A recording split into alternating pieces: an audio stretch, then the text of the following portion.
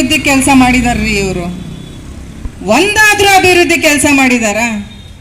ಅದೇ ರಾಗ ಅದೇ ತಾಳ ಕರ್ನಾಟಕದ ಭ್ರಷ್ಟ ಕಾಂಗ್ರೆಸ್ ಸರ್ಕಾರ.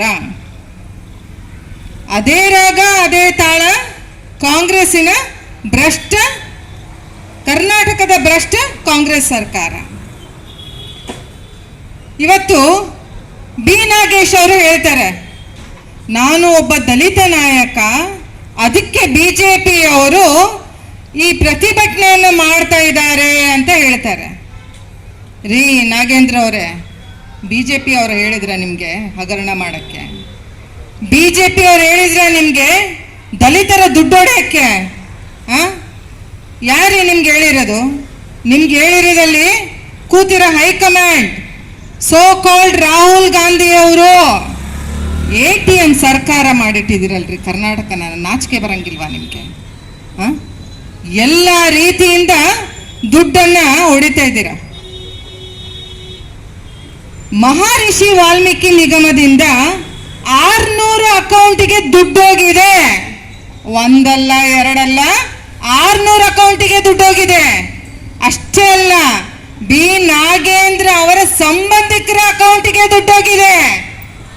ಅಷ್ಟೇ ಅಲ್ಲ, ಬಿ ನಾಗೇಂದ್ರ ಅವರ ಅಕೌಂಟಿಗೂ ಸಹ ದುಡ್ಡು ಹೋಗಿದೆ. ಇದ್ರದ್ದು ಅಕೌಂಟಬಿಲಿಟಿ ಬೇಕಲ್ಲ ರೀ? ಜನರ ತೆರಿಗೆ ಹಣ, ನಾವಿಲ್ಲಿರೋ ಎಲ್ಲರ ಜನರ ತೆರಿಗೆ ಹಣ, ಟ್ಯಾಕ್ಸ್ ಪೇಯರ್ಸು. ನಾವು ಯಾಕ್ರಿ ದುಡ್ಡು ಕಟ್ತೀವಿ? ದೀನ ದಲಿತರಿಗೆ, ಬಡವರಿಗೆ, ರಾಜ್ಯಕ್ಕೆ ಒಂದು ಒಳ್ಳೆ ಕೆಲಸ ಆಗಲಿ, ನಮ್ಮಿಂದ ಅವ್ರಿಗೆ ಕೊಡುಗೆ ಆಗಲಿ ಅಂತೇಳಿ. ನಿಮ್ಮ ಮನೇನ ಉದ್ಧಾರ ಮಾಡಕ್ಕೆ ನಾವು ದುಡ್ಡು ಕಟ್ತಾ ಇರೋದು? 7 ಜನ್ಮಕ್ಕೆ 7 ಪೀಳಿಗೆಗಳಿಗೆ ಆಗಷ್ಟು ನೀವೆಲ್ಲ ಆಸ್ತಿ, ಅಂತಸ್ತು, ದುಡ್ಡು, ಬಂಗಾರ ಎಲ್ಲ ಮಾಡ್ತಾ ಇದ್ದೀರಲ್ಲ, ಯಾರಪ್ಪನ ಮನೆ ಗಂಟ್ರಿ ಇದು? ಯಾರಪ್ಪನ ಮನೆ ಗಂಟು? ಏನೋ ಗ್ಯಾರಂಟಿ ಅಂತ ಹೇಳ್ಬಿಟ್ಟು ಕರ್ನಾಟಕದ ಜನರಿಗೆ ಮೂಗಿಗೆ ತುಪ್ಪ ಹಚ್ಚಿದ್ರಲ್ಲ. 42,000 ಕೋಟಿ, ಒಂದಲ್ಲ ಎರಡಲ್ಲ, ಜನರ ಕೇಳಿ, 42,000 ಕೋಟಿ STS ಫಂಡ್ಸ್ ಅನ್ನ ಇವರು ಗ್ಯಾರಂಟೀಸ್ಗೆ ಉಪಯೋಗಿಸ್ತೀನಿ ಅಂತ ತಗೊಂಡಿದ್ದಾರೆ. ಹೇಳಿದ್ರ? ನಿಮ್ಮ ಮ್ಯಾನಿಫೆಸ್ಟೋ ಅಲ್ಲಿ ಕೊಟ್ಟಿದ್ರ? ನೀವು ಎಲೆಕ್ಷನ್ ಮ್ಯಾನಿಫೆಸ್ಟೋ ಅಲ್ಲಿ ಕೊಟ್ಟಿದ್ರ? ನೀವು ದಲಿತರ ದುಡ್ಡೆಲ್ಲ ನಾವು ಗ್ಯಾರಂಟಿಗಳಿಗೆ ತಗೋತೀವಿ, ದಲಿತರ ದುಡ್ಡೆಲ್ಲ ನಾವು ATM ಅಂತ ಉಪಯೋಗಿಸ್ಕೊಂತೀವಿ, ದಲಿತರ ದುಡ್ಡೆಲ್ಲ ನಾವು MP ಎಲೆಕ್ಷನ್ಗೆ ಖರ್ಚು ಮಾಡ್ತೀವಿ ಅಂತ ಹೇಳ್ಬಿಟ್ಟು ತನಿಖೆ ಮಾಡಿದಾಗ ಕಂಡು ಬಂದಿದ್ದು ಏನು ಅಂತಂದ್ರೆ, ದುಡ್ಡನ್ನ ಹೈದರಾಬಾದ್ ಅಕೌಂಟ್ಸ್ಗೆ ಹೋಗಿದೆ. ಅಲ್ಲಿಂದ ಒಂದಿಷ್ಟು ಪ್ರೈವೇಟ್ ಕಂಪನಿಗಳಿಗೆ ಹೋಗಿದೆ, ಅಲ್ಲಿಂದ ಬೆಳ್ಳಾರಿಗೆ ಹೋಗಿದೆ. ಯಾರಿಗ್ರಿ ಹೋಗ್ಬೇಕಾಗಿರತ್ತೆ ದುಡ್ಡಿದು? ಯಾರಿಗೆ ಹೋಗ್ಬೇಕಾಗಿರೋದು ದುಡ್ಡಿದು? ST ಸಮುದಾಯದವ್ರಿಗೆ ಹೋಗ್ಬೇಕಾಗಿತ್ತಲ್ಲ ದುಡ್ಡು.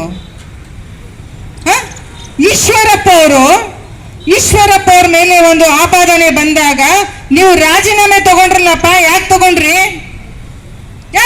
ರಾಜೀನಾಮೆ? ಇವತ್ತು ಈಶ್ವರಪ್ಪ ಅವರಿಗೆ ಕೋರ್ಟ್ ಇಂದ ಕ್ಲೀನ್ ಚಿಟ್ ಬಂದಿದೆ. ಅವ್ರ ಮೇಲೆ ಯಾವುದು ಕಪ್ಪು ಚುಕ್ಕಿ ಇಲ್ಲ. ನೀವು ರೆಸಿಗ್ನೇಷನ್ ಕೊಡಿ. तुम करे तो चमत्कार, हम करे तो अत्याचार. अरे वाह, निमगोंद न्याय, नमगोंद न्याय. आपका खून खून, हमारा खून पानी. ಯಾವ ನ್ಯಾಯ ಇದು? ಯಾಕ್ರಿ ತಾಳ್ಕೋಬೇಕು ನಾವೆಲ್ಲ ನಿಮ್ಮ ಭ್ರಷ್ಟಾಚಾರನ? ಯಾಕ್ರಿ ತಾಳ್ಕೋಬೇಕು? ರಾಷ್ಟ್ರೀಯ ನಾಯಕರಾದ ಅಡ್ವಾಣಿಜಿ ಅವರು ಅವಾಗ ರಾಜೀನಾಮೆ ಕೊಟ್ರು.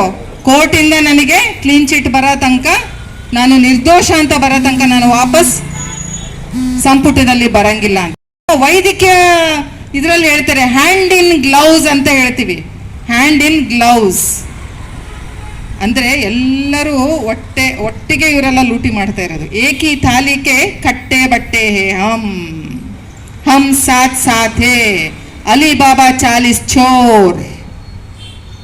40 ಅಂದ್ರೂ ಕಡಿಮೆನೇ ಇವರಿಗೆ. ಯಾಕೆಂದ್ರೆ ಮ್ಯಾಕ್ಸಿಮಮ್ ತೆಗೆದು ನೋಡಿ ನೀವು, ಯಾರ್ಯಾರು ಈ ತರ ಲೂಟಿಕೋರರಿದ್ದಾರೆ ಅವರಿಗೆ ಸಚಿವ ಸಂಪುಟ ಕೊಟ್ಟಿದ್ದಾರೆ. ಮ್ಯಾಕ್ಸಿಮಮ್ ಹೇಳ್ತಾ ಇದ್ದೀನಿ ನಾನು. ಪಾಪ ಹಿರಿಯರಿದ್ದಾರೆ ಕಾಂಗ್ರೆಸ್ ಅಲ್ಲೂ, 6-7 ಸಲ ಗೆದ್ದು ಬಂದವರು, ಅವರಿಗೆ ಒಂದೂ ಸಂಪುಟ ಕೊಟ್ಟಿಲ್ಲ. ಅವರು ಜನರು, ಅವರು ಬೆಂಬಲಿಗರು, ಅವರು ಪ್ರತಿಭಟನೆ ಮಾಡಿದ್ರು.